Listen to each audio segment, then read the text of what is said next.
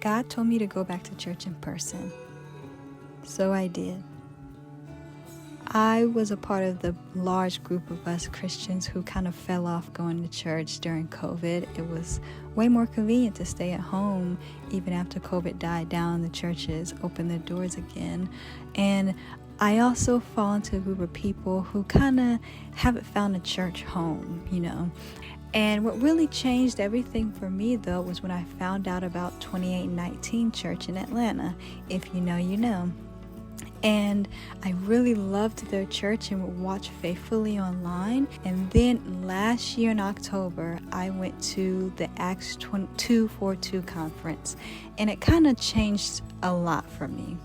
If you don't know, the conference was held by Jackie Hill Perry and Meghan, her friend, who's also a podcaster, and it's all was a call to discipleship and a call to really be disciples of the Lord and to also disciple one another. And it's all based off the scripture Acts 2 verse 42, which says they devoted themselves to the apostles' teaching, to the fellowship, to the breaking of bread, and to prayer.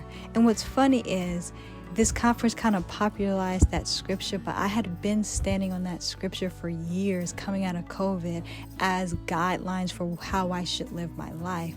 So as I continued to pray and I went to that conference and it was eye-opening and all the things, I had to ask myself, am I really devoting myself to the fellowship? Am I really devoting myself to the teaching if I'm not in the building of the Lord?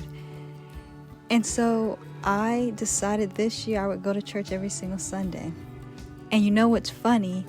As soon as I stepped foot in church on the first Sunday in January, I immediately knew why the Lord was telling me to go back to church in person, because of the atmosphere.